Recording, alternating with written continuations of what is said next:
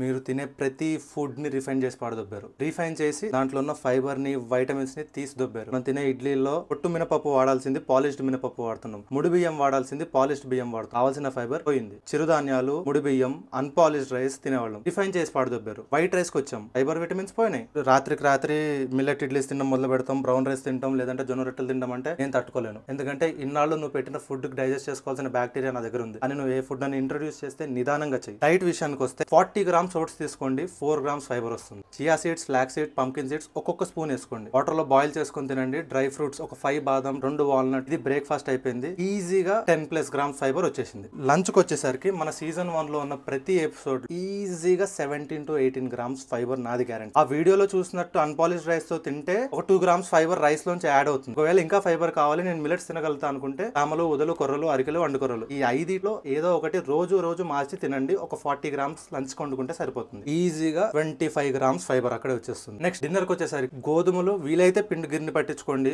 Multigrain అయితే ఇంకా better. జొన్న రొట్టె కనుక తినే ఉద్దేశం ఉంటే ఒక 3 గ్రామ్స్ ఫైబర్ అక్కడ వచ్చేసింది. ఆల్రెడీ 30+ గ్రామ్స్ ఫైబర్ మనం హిట్ చేసాం. అండ్ ఆడవాళ్ళకి అంత ఫైబర్ అవసరం కూడా లేదు. 25 to 28 grams is more than enough. Morning 30+ grams fibre already తీసుకొని ఇక్కడ మనం యాడ్ చేసి ఇంకో 6 grams fibre. So close to 40 grams ఈజీగా టచ్ చేయొచ్చు. నిదానంగా చేయండి, మెల్లగా స్టార్ట్ చేయండి, కొద్దిగా డైట్ లో ఇంకల్కేట్ చేసుకుంటూ వెళ్ళండి. వచ్చే వీడియోలో మళ్ళీ కలుస్తా. జై హింద్.